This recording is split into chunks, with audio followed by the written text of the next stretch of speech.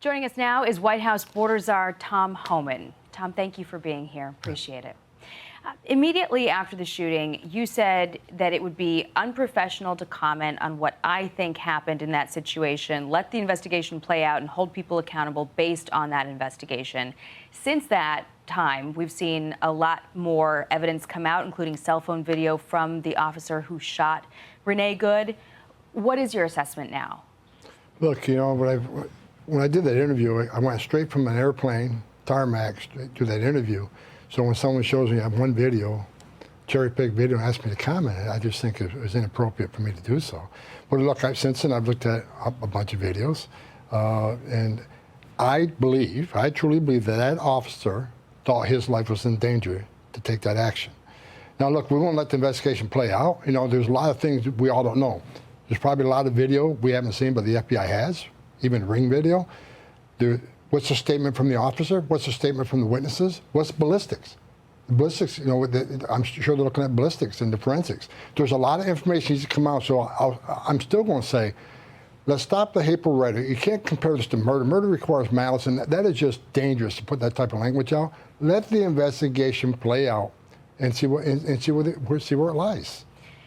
The DHS Secretary Kristi Noem concluded pretty quickly that this was a domestic terrorism incident. She said that while the scene was still being processed, and said the dead woman was part of a left-wing disruption scheme. You know, with those statements, why should federal authorities be the ones investigating? It almost sounds like there's nothing left to investigate. Look, it's a federal crime to impede and interfere with an ICE officer. And I think, look, it's a coordinated attack. We can see what's happening throughout the country. I think it's a funded, organized attack against ICE officers. And what really irritates me is the left wants to play this game that ICE, they're not law enforcement officers. They are federal law enforcement officers. Impeding them and interfering them is a crime. No one would be arguing if we're arresting people that interfere with DEA before, arresting a drug dealer or a U.S. Marshal in attempts to arrest a fugitive. If someone stood in your way, that's a crime. You'd be arrested. But it seems like they want to, they normalize. The media is normalizing interference with ICE. It is a crime to impede ICE officers. Bill Maloogian just put out a list of 18 of the worst of the worst in Minneapolis. Many of them child sex crimes, child rape, child sodomy. These are the people we're looking for. And for anybody to interfere in that is unconscionable. We need to enforce the law and arrest these bad guys. We've already arrested over 1,000 people in that state, and we're going to continue to do exactly what Congress has allowed us to do and what the law allows us to do. Back to the investigation, the state authorities reject the administration's claim that they don't have any jurisdiction to investigate. And some Republican senators, including Tom Tillis, Lisa Murkowski, took issue with them being excluded from this probe, saying that could create unnecessary suspicion. And the Hennepin County Sheriff's Office said, we've spoken with sheriffs throughout our county. We all agree that an investigative process that excludes local agencies has the potential to have harmful implications nationwide.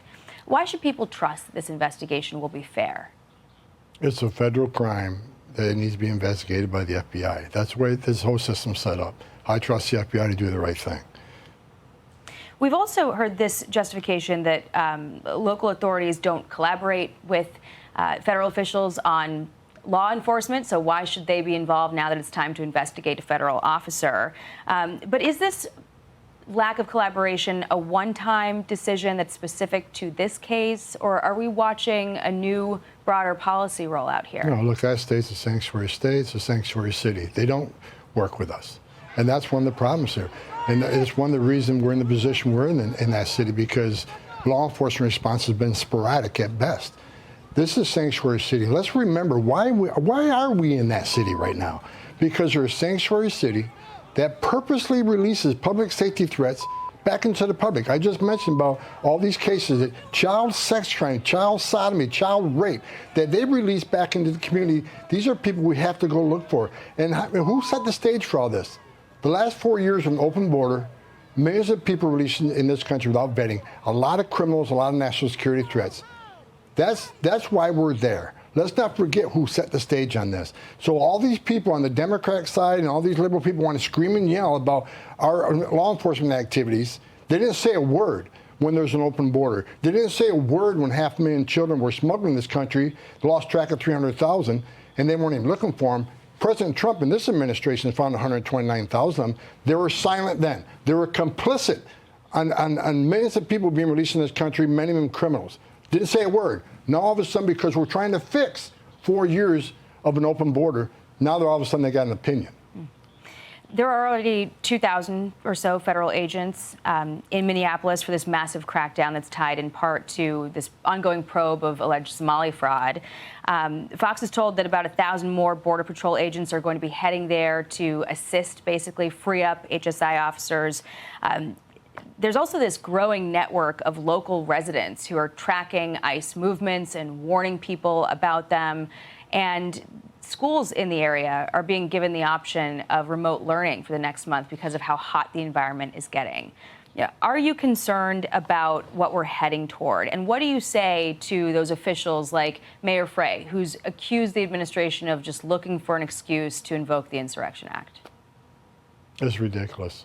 Bottom line is they don't have to shut the schools down. They can't give me one example where ICE has walked into an elementary school or a church or hospital. It's ridiculous. And all this false narrative that they're pushing, it's just going to double down on hate against ICE. For instance, calling it a murder, the mayor calling it a murder. The hateful rhetoric has caused a lot of this violence. I said way back in March, if the hateful rhetoric doesn't decrease, there will be bloodshed. Unfortunately, I was right, and it's not over. There will be more bloodshed unless we decrease the hateful rhetoric. To compare this officer to a murder, are you kidding me? Threats against ICE officer, actual attacks are up 1,300%. A lot of it's based on the hateful rhetoric from people who don't understand what's going on and don't want to face the facts. If you want a safe city, if you want ICE out of your city, then stop being a sanctuary city. Give ICE the access to your jail to arrest the bad guy in the safety and security of a jail, which is safer for the officer, safer for the alien, and safer for the community. You force us into the community to find these people. So sanctuary cities are sanctuaries for criminals. More agents in your jail means less agents in your community. But don't mistake anything. We're going to get this job done. If he forces in the community to arrest the bad guy, that's exactly what we're going to do. And when we do that, we may find others who weren't a public safety threat, weren't the target of the arrest, but they're coming too because we're going to enforce immigration law. Work with us. I'm begging you, stop the hateful rhetoric. I don't want to see anybody die. There's been too much death. Work with us. Help us make your city safer. Tom Homan, thank you so much for being here. Really appreciate it. Thank you. I'm Steve Doocy. I'm Brian Kilmeade. And I'm Ainsley Earhart. And click here to subscribe to the Fox News YouTube page to catch our hottest interviews and most compelling analysis.